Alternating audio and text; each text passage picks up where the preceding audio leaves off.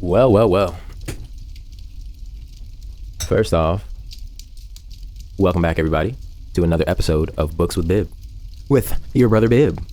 Before we start today, I would just like to give a special shout out to, I don't know this person, but if it wasn't for this person, then the last video I posted would have been the last video of this series. Reason being because this is, as of right now, this is my least interacted piece of content, which is me spreading knowledge, books. Am I surprised? Not at all. So I was just going to go with, what's popular, brain rot, anime reactions, and things of that nature. But Love Jones with 4 E's on Instagram. If you ever see this video, I pray you do. Thank you. Thank you for pressing me. Because you're right. It does take a village to, especially for, the younger people, when they're misled, it does take a village to redirect. In Philly, we have Wallow already, Healy, Rod, doing amazing things. But like she said, it takes a village. So this is where I step up. So last time we ended, we were on page 5. And we're just going to go on from there. So grab you a drink, a beverage of your choosing, sweet or sour, or maybe both. And just enjoy, because I pray you learn something new. If you don't learn something new this episode, then you surely will next episode. So where do we start?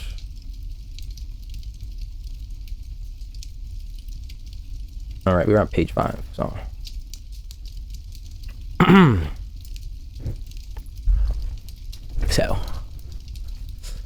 it was discovered by carefully removing the refuse of centuries from the streets and the fallen wreckage of its noble temples and palaces. Many scientists consider the civilization of Babylon and other cities in this valley to be the oldest of which there is a definite record. So they're not saying that Babylon is the oldest ever, but it's the oldest that we can track down so far.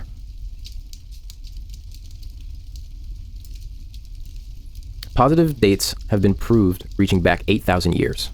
An interesting fact is this connection is the means used to determine these dates. Uncovered in the ruins of Babylon were descriptions of an eclipse of the sun. Modern astronomers readily computed the time when such an eclipse visible in Babylon occurred, and thus established a known relationship between their calendar and our own.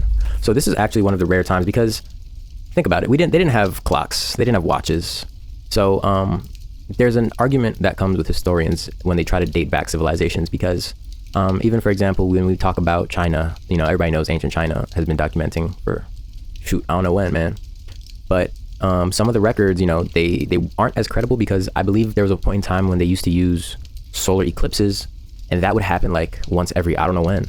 And a good friend of mine actually even mentioned how they think that, this is interesting, but I have a friend that believes that the Bible, when they say people were 8,000 years, what it really was people would count the eclipse cycles.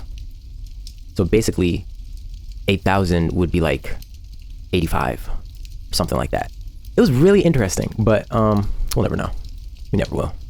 So whatever piece of the past that you decide to read, just make sure that you're learning something pertinent to your today life. Because I like to say, we're the same humans, just with different technology. If it weren't the case, then we wouldn't have had a Second World War, quite frankly. All right, I digress. Thank you very much. All right, where was I? All right. In this way, we have proved that 8,000 years ago, the Sumerites who inhabited Babylonia were living in walled cities.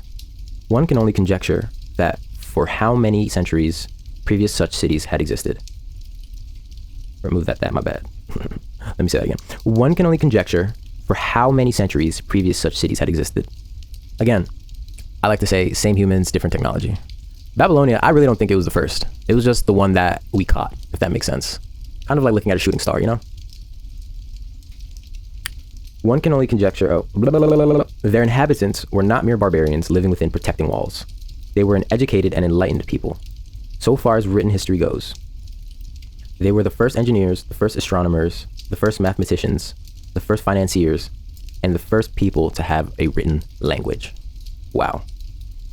Mention has already been made of the irrigation systems which transformed the arid valley into an agricultural paradise. The remains of these canals can still be traced, although they are mostly filled with accumulated sand. One of them were of such size that, when empty of water, a dozen horses could be ridden abreast along their bottoms. That's crazy. That is advanced architecture right there. In size, they compare favorably with the largest canals in Colorado and Utah. Wow. Let's think about that for a second. This is 8,000 years ago. This is 8,000 years ago. In addition to irrigating the valley lands, Babylonian engineers completed another project of similar magnitude. By means of an elaborate drainage system, they reclaimed an immense area of swampland at the mouths of the Euphrates and Tigris rivers, and put this also under cultivation.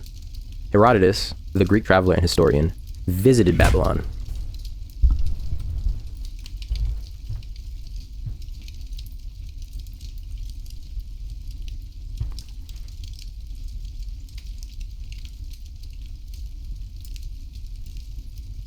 All right, where am I?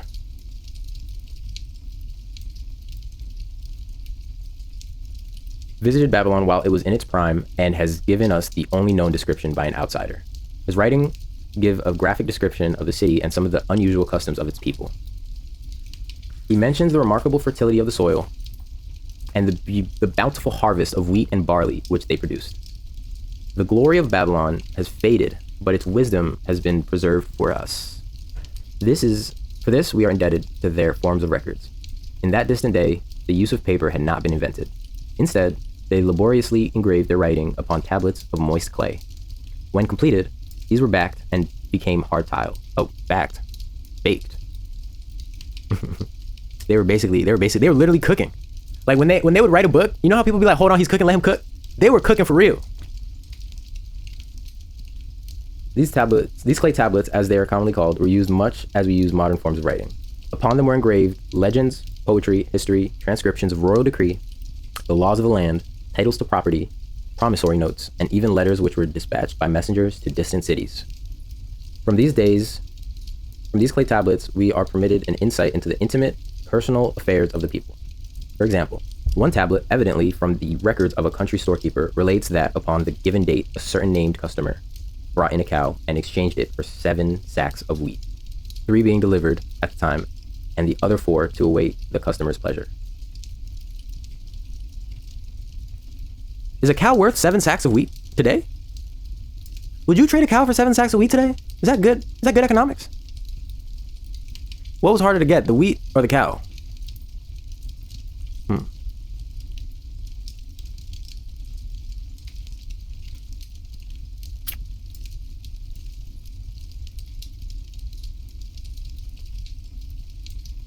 Safely buried in the wrecked cities, archaeologists have recovered entire libraries of these tablets.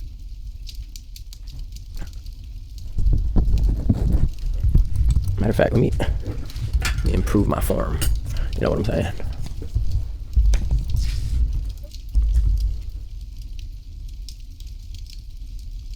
All right, where did I go? Let's see. All right. Safely buried in the wrecked cities, archaeologists have recovered entire libraries of these tablets, hundreds of thousands of them. One of the outstanding wonders of Babylon was the immense walls surrounding the city. Ancients ranked them with the Great Pyramids of Egypt as belonging to the 7 wonders of the world. Queen Semiramis is credited with having erected the first walls during the early history of the city. Modern excavators have been unable to find any trace of the original walls, nor is their exact height known. That's kind of crazy when you compare it to the Egypt pyramids because they're still here today. That's interesting. From mention made by early writers, it is estimated they were about 50 to 60 feet high. Now imagine working on that with no safety belt or no safety harness or anything. The latter and more famous walls were started about 600 years before the time of Christ by King Nabopolassar. Upon such a gigantic scale did he plan the rebuilding. He did not live to see the work finished. Now, if I'm thinking right where Babylonia was, how would you pronounce that? Nabopolassar. I wonder how old people used to talk back then. Like, what were the accents? Did they sound like Minecraft villagers? See what I did there? All right, let's keep it on. Just wait. Right now, I know it's boring, or actually, I won't even say that. Right now, we're doing like the historical, because you can't learn something and not understand the context around it. You get me? So we're learning the context around Babylon today before we get into the cures for a lean purse, aka how to fix your broke pockets. So keep following. Soon come. Trust the process. All right, where did we go? All right, we were at Nabopolassar. All right. Upon such a gigantic scale did he plan the rebuilding. He did not live to see the work finished. This was left to his son, Nebuchadnezzar. I know that name. That's familiar. That's a familiar name. Whose name is familiar in biblical history. That's why I know it. I'm pretty sure he did some questionable things. The height and length of these later walls staggers belief. They are reported upon reliable authority to have been about 160 feet high, the equivalent to the height of a modern 15-story office building. What? How long did this take? The total length is estimated as between 9 and 11 miles. So wide was the top that a 6-horse chariot could be driven around them. Now, I ain't knocking their skills or their potential, but is this like a biblically accurate wall? Or was it really this big? You know what I'm saying? Actually, let me stop with that, actually. Because y'all know the joke where they're like, the new trend is like biblically accurate. Like in the comment section, there'll be like biblically accurate definition of like a giant, of like a 6'3" person. And it's like a giant, you know? Super funny. Not funny, but cheeky, I'll say. Where was I? So wide was the top that a 6-horse chariot. Again, 6 horses, that's a lot. That's like wide, for real. Of this tremendous structure, little now remains, except portions of the foundations and the moat. In addition to the ravages of the elements, the Arabs completed the destruction by quarrying the brick for building purposes elsewhere. Against the walls of Babylon marched, in turn, the victorious armies of almost every conqueror of that age of wars of conquest. A host of kings laid siege to Babylon, but always in vain. Invading armies of that day were not to be considered lightly. So this is a very, like, back then, it wasn't like now where you can like predict or like you know you have comparative advantage over somebody. Back then, you didn't know until somebody was at your door. You know what I'm saying? So it really speaks to the work ethic of the people and the fact that, like, when you look at this, it tells you that they cared about their city. You know what I'm saying? Because to just be, that's the only way in life that you really like demark yourself compared to like your fellow human or your peers. That's the word I was looking for. I don't know why it took me so long to get it. But when it's through caring is the only way to actually level up in a way that's, it doesn't seem forced. Because when you care about something, you understand it. And if you can understand something, then you can figure out the best possible path. You might not know it's the best path, but more than not, it'll feel like the best path. Don't worry, we're still in the prelude here. We cooking, baby. We warming up them tablets. Hell yeah. All right, now. Where was I? All right, here we go. Here we go. Now, we were talking about how their walls saw a lot of enemies, but in vain, meaning that the enemies did not win. Historians speak of such units as 10,000 horsemen, 25,000 chariots, 1,200 regiment of foot soldiers, with 1,000 men to the regiment. Often 2 or 3 years of preparation would be required to assemble war materials and depots of food along the proposed line of march. The city of Babylon was organized much like a modern city. There were streets and shops. Peddlers offered their wares through residential districts. Priests officiated in magnificent temples. Within the city was an inner enclosure for the royal palaces. Wow, the walls about this were said to have been higher than those about the city. The Babylonians were skilled in the arts. These included sculpture, painting, weaving, gold working, and the manufacture of metal weapons and agricultural implements. This is crazy. They had full industry. Like, there's nothing new under the sun, okay?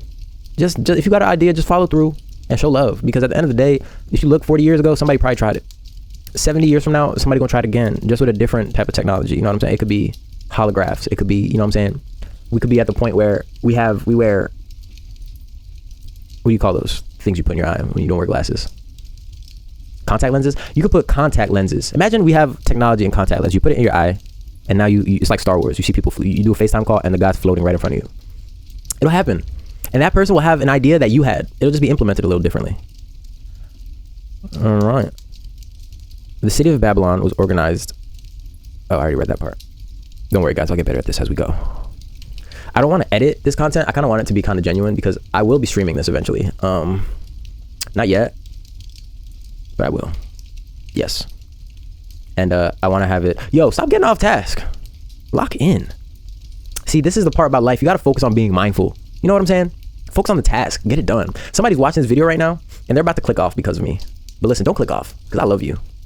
And soon, you'll understand why. Okay.